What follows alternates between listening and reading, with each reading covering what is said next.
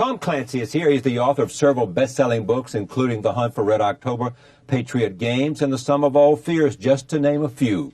He has just published his 13th novel, The Teeth of the Tiger. I am pleased to welcome him back to this table. Welcome.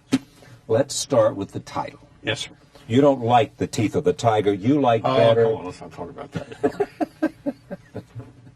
No, but let me get at an alternative title that you would suggest. It's a better way of putting it. Okay. Off the books. Off the books. Why off the books? Because the book focuses on a fictional agency that operates outside the budget process. Right. And has freedom to do whatever they want to do, and Correct. nobody is taking an accounting of them. Exactly. And if that doesn't work, they have signed presidential pardons in a safe deposit box. You have here the central characters are younger than Jack Ryan. Jack Ryan is now president. Actually, ex-president. Ex-president, right. But he'd been president. So did you sit at home and say in front of your computer and say, I got to create this time a new generation of guys like Ryan, who you have said before is kind of your model of who you'd like to be? No, what happened was I had to think through a theoretical government agency that actually sends people off to see God. Right. And who does what? They send people off to meet God. So they kill. Yeah. And so you're exploring the idea of how would you set such an agency up in such a way that it could remain covert? And the only way to do that is keep it outside the budget process, so nobody on the Hill would know these people exist, because Capitol Hill is about as leaky as a colander. Well, don't we have a bunch of stuff off the books anyway in our government? Only, yeah, but those are things that they don't tell the Congress. Like the stealth fighter, for example.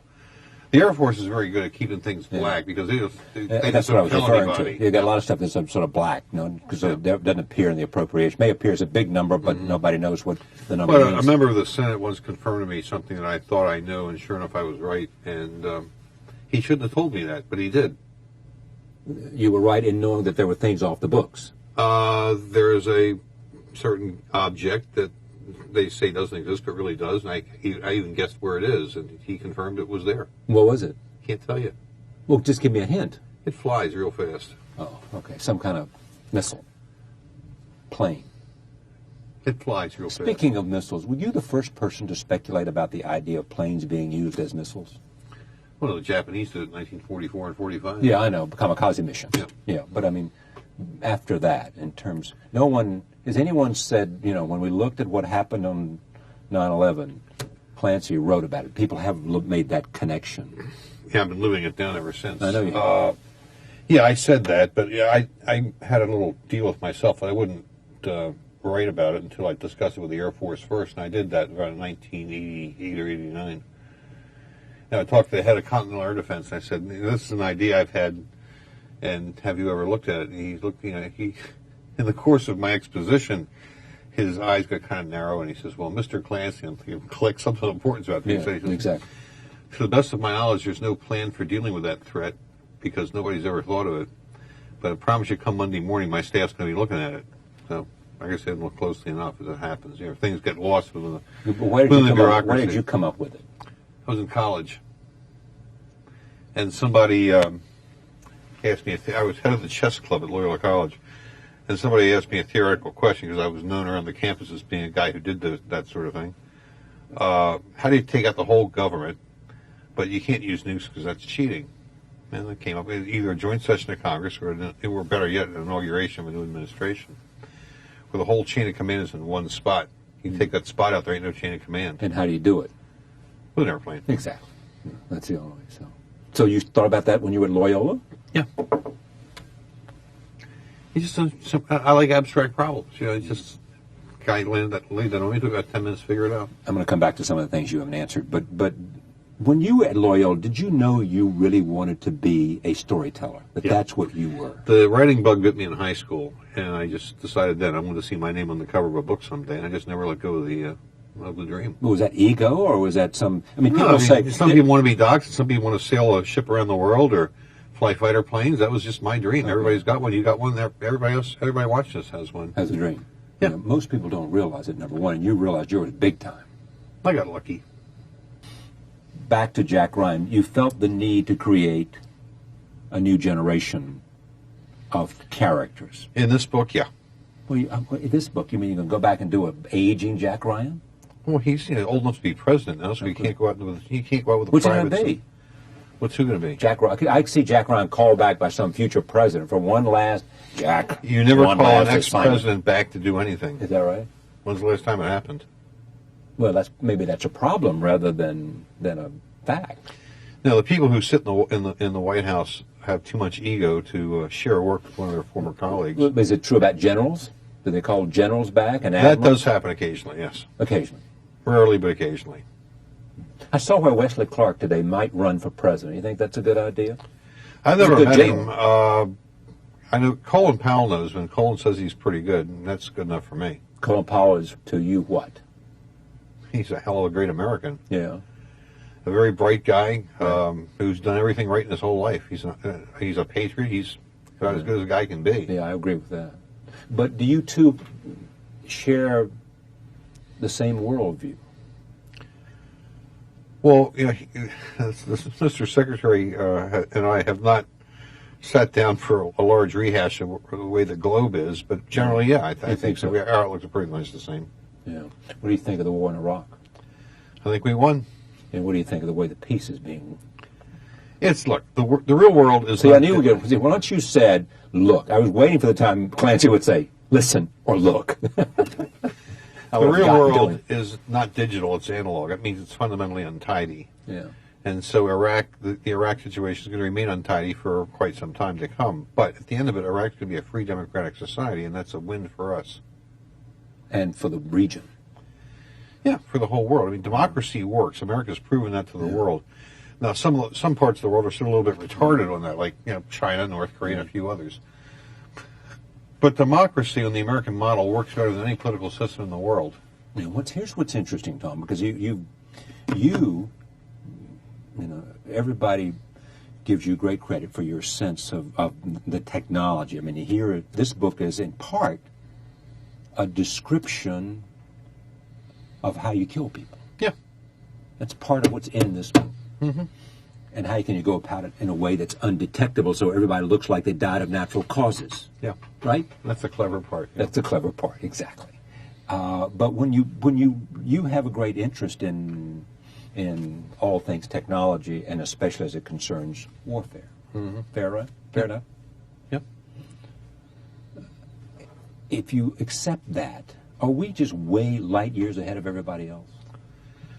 It depends on how you mean it. In terms of technology, well, coming out of Kosovo, everybody said, gee, the NATO countries were, and that's part of the reason they have problems with us, some of them, because we didn't need them. And that was at the heart of the... In physical terms, we didn't. In political terms, of course, we did. We did. It's their backyard. And that was a mistake we made, some are saying. We didn't use enough of them. Well, the Clinton administration wasn't real big on foreign policy. All right, we're not talking about Clinton administration. We're now moving to the Bush administration and the Iraqi war and the idea of those nations that might have felt irrelevant. And, as Wesley Clark said, that going to war with that international support, he said, today's paper. Probably a mistake. Mistake. And and most of the guys in the Pentagon that would agree with that, or not.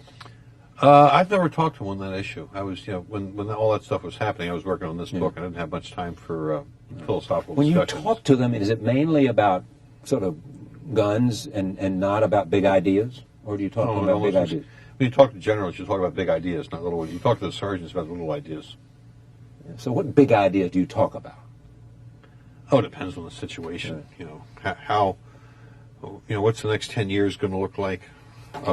And tell me what the next 10 years are going to look like. Well, we don't know yet. Well, but you got to have an idea, otherwise you can't plan. Fundamentally, I think America is going to win. America is going to help transform the world into a democratic world, which I think is a worthy mission for our country. We're going to help the world put an end to war as an instrument of international policy. That's also an effort worthy of our country and our history.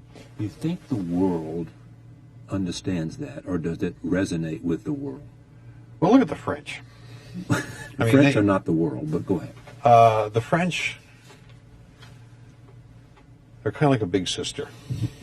They think they know better than us, but we're the one who went out and made the money. and they're offended that we still don't take their advice. Well, tough world, but we've grown beyond that. Or don't think we need them. I don't know if I go quite that far. Well, but I'm talking about how their perception, not the reality. The French have this amazing love-hate relationship with the United States. They eat McDonald's, but they burn the places down. Yes, exactly. They ask Disney World to invest in their country. Yeah. They didn't burn it down. They just simply, they actually painted around it. But they ask Walt Disney to invest money in their country, and then when it's done, they call it a cultural Chernobyl, which I thought was very bad manners. And now it's one of the great tour sites in Europe. It was probably built in the right. It probably should have been built in Spain, but I'm not on the board of Walt Disney. It's a love-hate relationship we have with them, and when the Germans are making noise, they love us. Here's what interests me about this, because you talk about the next 10 years. Mm-hmm. Terrorism is the battle of this century. Yep. So far. This book postulates terrorism and drug dealers coming together. There's an old and Arab. they come together because one has money and one has. Yep. There's an old Arab adage: the enemy of your enemy is your friend. Okay, well, we don't like the cartel, we don't like the terrorists, and so they share enemies, and I think it's entirely plausible that they strike some kind of alliance. And the question is, what would result from that? Well, the drug cartels they bring money and what else? Oh, money, some tactical assistance, weapons, transport, documents and things. Well, money will buy you weapons, we think. Well, it helps if the guy has weapons to sell. How should we fight the war against terrorism? With intelligence. I mean, no. With means to kill people and make it look like it's no. With intelligence, meaning gathering intelligence, espionage, in such a way that you know what the bad guys are thinking. The first line of defense against any foe, particularly terrorists, is intelligence information, which means human intelligence, which means the operations director of the CIA, which was hammered by Frank Church in the early 70s and by the Carter administration in the late 70s. I mean, our ability to do that was gutted almost 30 years ago. By the way, it was also gutted by some moles within, too, both the FBI and CIA, who turned in a lot of our operatives in good places. That was a problem, but the problem's been fixed. We hope. You can never really be sure. That's the crazy part about the intelligence business. You never know what the score is. Yeah. However, CIA is an agency of about 17,000 people, of whom maybe 500 are field spooks. Right. And that's a big tail and not a very big dog. We threw away a lot of our human intelligence capabilities over 20 years ago. And although we're not just now starting to hire people and train them to bring that capability back, it takes upwards of 5 years for these guys to be effective officers. So just because we're funding it now doesn't mean you flip it on like a light switch. Right. It takes time. Yeah. And terrorists, it is said, are the hardest to. Some terrorist organizations are actually family members, and it's kind of hard to infiltrate a family. And the other thing that the members of Congress have trouble with is that, quite simply, if you want to go down a rat hole, you better have some whiskers. And they don't want any good, upstanding Americans to have whiskers. I'm sorry they can't all be, But does having whiskers, you got to use the same tactics they do? Is that what whiskers means? Short of things like cold-blooded murder, yeah. But to look and act like them. The FBI had an agent named Joe Pistone who infiltrated the mafia. Right. And he wrote a book about it called Donnie Brasco, My Life in the Mafia. And then they made a movie about it. And he got in so far that he almost became a made man, at which point there was a collective panic in the FBI when the director looked up and said, how do we tell a federal district court judge that a sworn special agent in the FBI is now a made member of the mafia? And that's when they had to cut the operation off. And we found that it got a lot of useful information, but that's what the CIA does, except on the international basis, not just the domestic basis. And it's vital to get that kind of information. Now, the way you get that information may not be very aesthetically pleasing, but the real world, contrary to what a lot of people in the political left think, is not the Olympic skating championship. Okay, how is that reflected in this book? Well, they don't do style points. What do they do? They send people off to see God. In what way? How do they do it? Oh, the people have to read books to see that. I mean, I got that information from my friends at Johns Hopkins Medical School. I mean, Is that what you went to them and said what? I said I need a way to kill people that works relatively fast and in a way that can't be detected afterwards. And they said, "Oh, you use this." This was what? It's a chemical. Chemical. Yep. And it kills. It makes them. you look like you had a heart attack. Correct. What else did they tell you at Hopkins? Oh, so that's kind of sensitive information. Yeah, I can't talk openly about that. Yeah, because. Oh, you're teasing me now. No, I got it from one of the docs who's treated me down there, an Right. ophthalmologist. Yeah. An ophthalmologist? Yeah. This is See, where they're you had all your- docs, and they also you had your eyes fixed. Yeah. Yeah, I mean, well, actually not that one, but Yeah. I mean, they're all physicians, and they also know what to do about high blood pressure, even though they treat eyeballs. I know. They do. Is this the beginning of a whole series? You think? Probably, yeah. I haven't really decided. With Jack Probably, Ryan's son. Yep. Now, why doesn't he go to the CIA? Because he remembers his father griping about CIA when he was in the White House. See, as I said earlier, CIA is a huge government bureaucracy with limited productivity. And hey, we got some really good people who work there, Right. And some of them work there at hazard to their lives. But it's still a government bureaucracy, and the tail wags the dog. Do you believe that they hype the intelligence in order to give the president material to use in Everybody explaining does the that. war? Everybody does that. Politicians do it. Car salesmen do it. Everybody does it. Doesn't make it right. Just a human characteristic. You mean glorify their own numbers? A lot of people in the world like to pat themselves on the back. If there was another, I mean, I'm fascinated about how the war against terrorism will be conducted. Tell me what you've learned about fighting terrorism from all your contacts in terms of, because there is a record of where it's been successful. And in order to make it successful, what's happened? What are the lessons? It's all about getting information. Yeah, America was the FBI here in America was supremely effective at shutting down the IRA. We cut off their sources of funding in America. Just shut it down. And the IRA no longer gets any money from the U.S.? I don't mean the government, I mean the people. Buy a couple of pints with, that's about it. Yeah, well, I don't know. I would be surprised they don't get more than that. I would be surprised. The Brits say that, but it's really for propaganda value. It's not really true. And the guy who said that is a superb book written by a fellow named John Adams, who works for the London Times. Oh, yeah. Did a book called The Financing of Terror, and the FBI took that book very seriously. Yeah.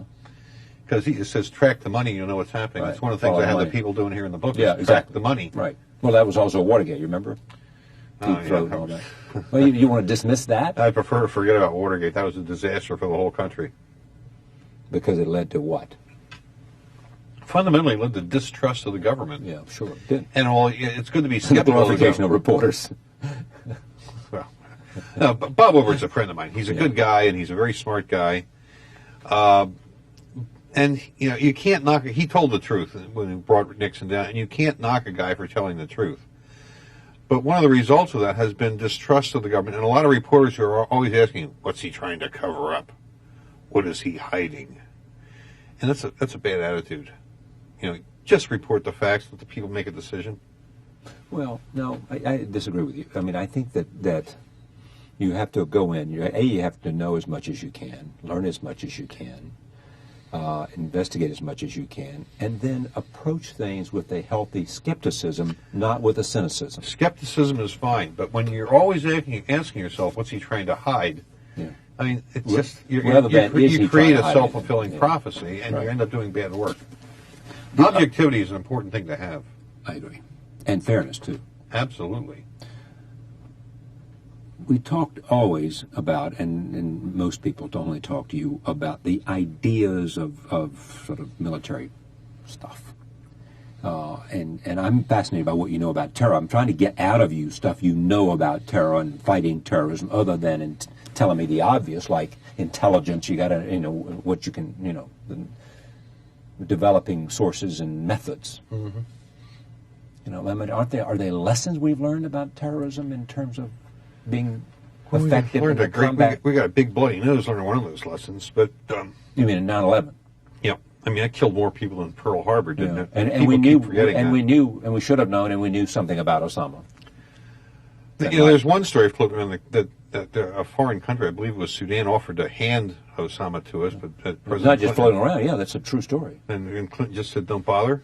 Well, it becomes murky there in terms of what was said, right. you know. But they did offer to Their give him politics up. entered into And, it it's all, one way or and I another. think that, and also there's another story, and the two may have come together about how the Saudis were involved in that whole process too. The Saudis tried to kill him about 4 years ago, but they blew it. They had him in their sights. Exactly what happened, I don't have hard information, but the Saudis, I am reliably informed the Saudis made a real effort to terminate his life some years ago. Well, it was an embarrassment to them because all the bin Ladens came from Saudi Arabia. Well, yeah, but I mean, a lot of people they execute in Texas were native-born Americans, and when they step over the line, they go to sleep. Right. Well, from an injection. Yeah, they go night-night, yeah. From an injection. The craft of writing. Who influences you, and how do you grow in that arena? I suppose my hero in the writing business is Freddie Forsyth. Good hero. And one of the great moments of my life, it was back in 1987. We were having lunch at Winfield House in London, the American ambassador's residence, and Freddie Forsyth was there. And all of a sudden, I realized he's talking to me as if I were an equal. That was a pretty good feeling. That really felt good. And I thought, son of a bitch, maybe I am that good. And since Freddie and I are sort of distant friends, he's a great guy. He has a sheep farm outside of London now. I keep needling him, and when they haul the lambs off for the slaughter, what does he do when they yell, "Daddy"? But he's a brilliant writer. He's the guy who really invented the modern thriller.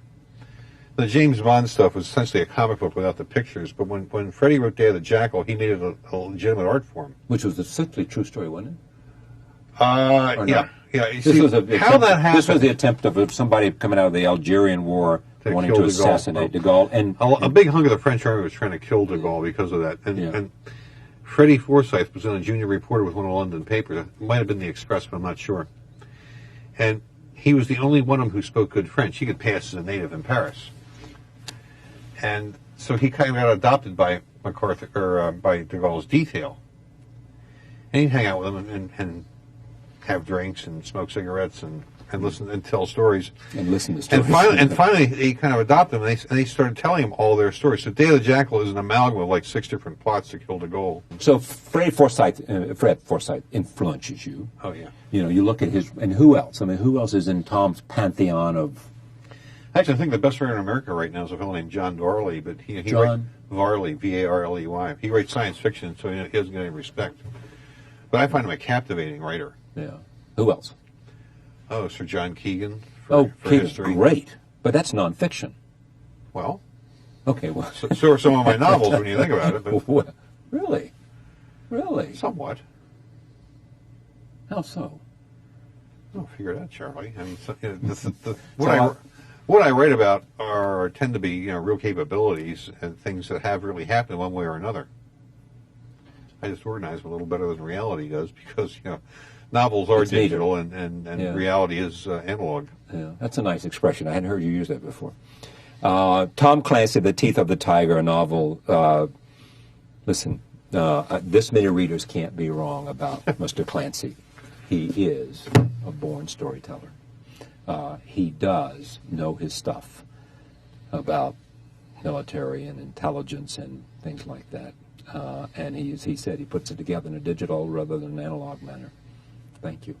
My pleasure, sir. My pleasure, sir. Always good to see you, Charlie. Thank you. Great to see you.